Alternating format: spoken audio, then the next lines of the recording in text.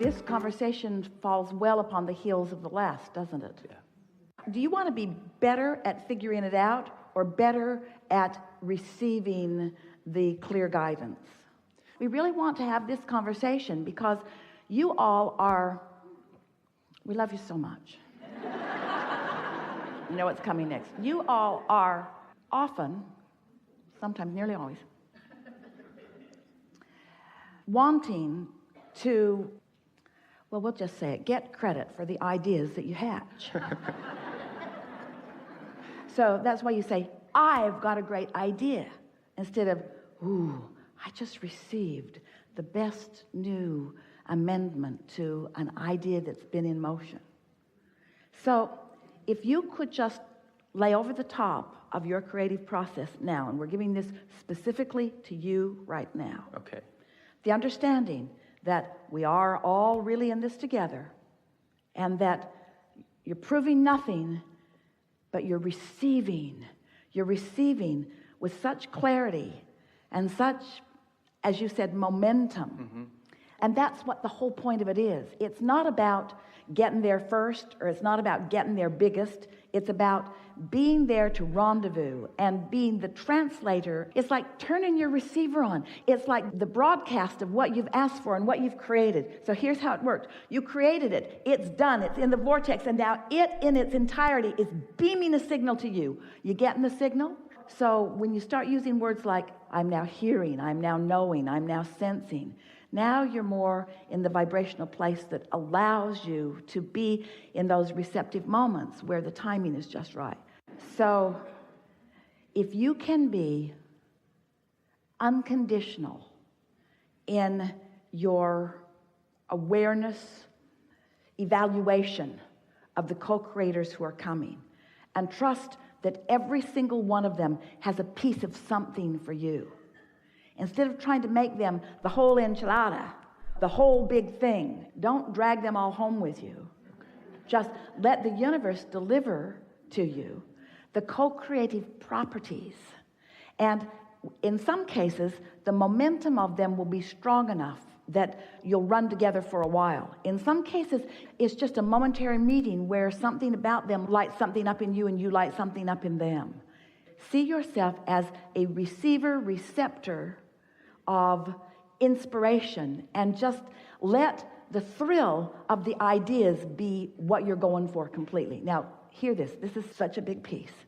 If we could convince you, and it won't take much because you're right there, if we can bring you all the way into knowing that what life always is just a series of more connects, instead of trying to make this connection the one that will take you all the way down the road into whatever you want. You hearing this? We're talking to you too.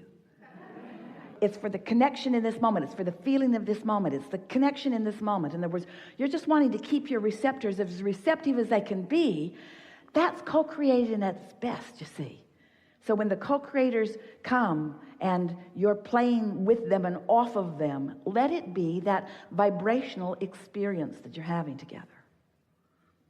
Sometimes you'll have an exchange with someone who will be a component that will cause you to activate something in yourself that is unlikely that you ever would have activated without them, and they don't even know the contribution they're making.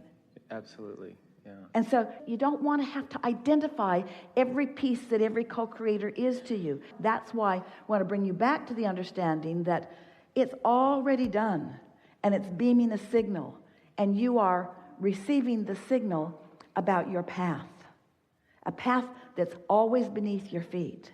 So 100% of your work is to, I want to find the words so that you will never forget what your work is. 100% of your work is to enhance your receptivity. That's it. Get out of your own way. Enhance your receptivity, which means be as happy as you can be as rested as you can be having as much fun as you can have, feel as good as you can feel. You're wanting to enhance your receptivity. You're not trying to figure it all out. You're not trying to pick the best partners. The universe is picking them and sending them right to you in droves. You see? Just say yes. Just enhance your receptivity, and when it feels like a yes, say yes. Don't just say yes. When it feels like a yes, say yes. If the universe is sending it and you're in the receptive mode, it's a yes that nothing can keep you from. You see, the universe is sending it, but here's the thing. We want you to feel this more literal than you're feeling. We want you to feel all of us involved in the transmission, in the yes, yes, yes, yes. So when you're in the vicinity, you feel it too. If you don't feel it, it's not because we're not yesing. It's because you're not in the receptive mode. Ooh. Oh. Ooh. Because the path is always lighted. The question is, where are you looking?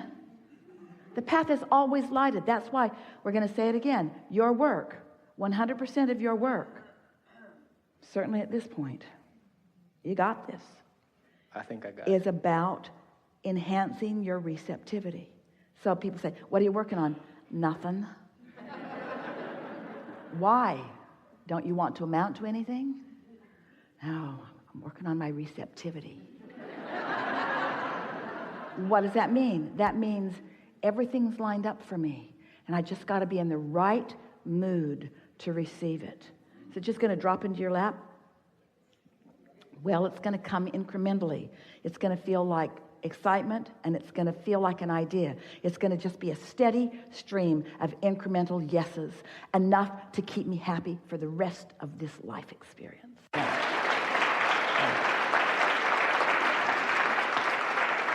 And sometimes, still talking to our friend and to you, sometimes your quest to get somewhere puts you in a vibrational stance of not receptivity, because you're trying to get someplace that you can't figure out how to get, and now you're not receptive to what's being given to you right now.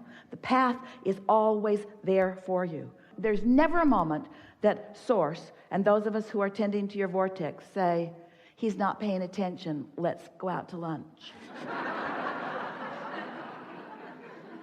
The path is always lighted for you, so that in any moment that you reach receptivity, you're going to feel it. You're going to know it. You're going to say, yes. Yes. When you understand that there's a vibrational reality that you are wanting to realize, so you are the translator of the vibration into the reality. And once you get that your job is that translation. Esther became receptive to us because she meditated for 9 months, quieted her mind, got rid of all resistance, allowed her vibration to raise, and then there we were. It's the same about everything. Receptivity. Be receptive to abundance. When you're receptive to abundance, the idea of abundance sounds good to you, not scary. It sounds simple and like flow, not hard. In other words, just practice yourself into feeling the receptivity of what you want. But you got to feel it before you can receive it. You got to get there before you can translate. We like this conversation. It's the piece that many of you have been looking for. It's a practical, applicable piece. Someone asked us the best question ever, because it gave us an opportunity to give our best answer ever. This person said, how do you get rid of fear? Or how do you get rid of doubt, was her word. How do you get rid of doubt? And we said, horrible answer. We said, you get rid of it before it starts, which is just totally annoying. Because if I've got it, how do I get rid of it? Well, you get rid of it before you got it. But there's such power in that answer, because once you have enough momentum going, because you've been receptive enough that you are translating something into thoughts that feel uncomfortable, there's usually enough momentum going that unless you catch it really early, trying to not think it is just going to cause you to think it all the more. There's a war against poverty, a war against drugs, and a war against crime, and a war against terrorism, and all of those wars are getting bigger and bigger and bigger and bigger, because that's the way law of attraction works. And so it's a better approach to acknowledge that when you sleep at night, momentum stops, and when you wake up in the morning, you can begin it where you want to, and that it's logical that you would begin it in this naturally high, pure, positive vibration. So if we were standing in your physical shoes, we wouldn't work too hard at trying to stop ourselves from, oh, I wasn't going to think about that. What? That thing that I keep thinking about. I'm not going to think about that anymore. What? That thing that I'm not going to think about anymore. Well, what thing? Well, I wasn't going to talk to you about it, but that thing that I keep thinking about. Well, I'll tell you a little bit about it. It's that. It's that thing. It's that thing. So you just don't want to think about that thing that you're thinking about. I'm not going to think about that thing that I'm thinking about, but that thing that you're thinking about that you don't want to think about just becomes an obsession after a little while, because law of attraction is a very responsive to vibration mechanism. And so rather than trying not to think about it, which for sure is going to cause you to think about it, you want to start your day with plenty of things that you are thinking about that feel good. You can become someone who just generally finds those good feeling things, but it takes a little practice. And the most important thing is, don't tense up about what you are thinking about. Look for the value in whatever thoughts are coming. Say to yourself things like, well, this must be my point of attraction, and I'm not sure right now whether it's a bad thing or a good thing that I'm receiving about this, but it's no big deal because I've got control over the thoughts that I think, and law of attraction is my friend, and I've got this guidance system, and it's no big deal. And just don't become fitful or too thoughtful about what you're thinking. In the early days, we called this gathering the science of deliberate creation. The science, because it's continuing to evolve, of deliberate, because you're doing it on purpose, creation, because you are the creator of your own reality and you can't stop no matter what. You just can't stop creating your own reality. But there was something about the science of deliberate creation. We said, you get what you think about whether you want it or not. And people loved that idea and then hated that idea. They got freaky about it. They would say things like, cancel, cancel, cancel. Cancel, cancel, try to suck the thought back before law of attraction gets hold of it. And that was when we began talking about the art of allowing, which is the art of receptivity. The art of allowing what? The art of allowing your alignment with who you really are. The art of allowing your connection to who you really are. The art of allowing yourself to be the receiver of the ideas and inspiration and progress and momentum. The art of allowing yourself to see your path. The art of allowing the joy and the fun and the clarity and the worthiness that is really who you are. The art of allowing you to be here in this moment. Most of you are not just you, most humans are not allowing the fullness of who they are. Your animals, those furry little beasts, they are, for the most part. Look at them. They're full of themselves. They're not trying to get your approval, and if they are, that's a really sad thing. They're not trying to get your approval. For the most part, they are extensions of source, and you call them instinctual. You say, oh, they have instinct. We say they have receptivity. That's not instinct. That's not some memory bank that they're tapping into. That's not built into their DNA. That didn't come with their genes. They came with big-time hiccups. In other words, they don't think like humans. Good for them. They don't micromanage, and they don't overthink things, and they don't struggle with things. They just be. They just be. They just be in the most receptive mode that they can be in most of the time. If you have the privilege of being around some of them, especially those in the wild, those are the best. They're not trying to get your approval.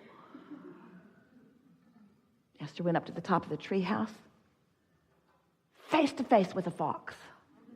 She said, hey. Fox said, hey. Esther said, what are you doing up here? The fox said, what are you doing up here? Esther said, I'm going to leave you to your tree house.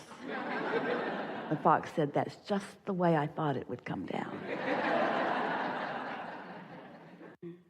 So you no longer care about being right, because really, you're not being measured against all of the other righters and wrongers in the world, and then you're being rewarded based upon your degree of rightness. Ooh, where do you get this stuff? You are pure positive energy, focused here and now, allowing a little bit or a lot of all that you are to explore and receive the perfection of this moment, you see. So what were you talking about?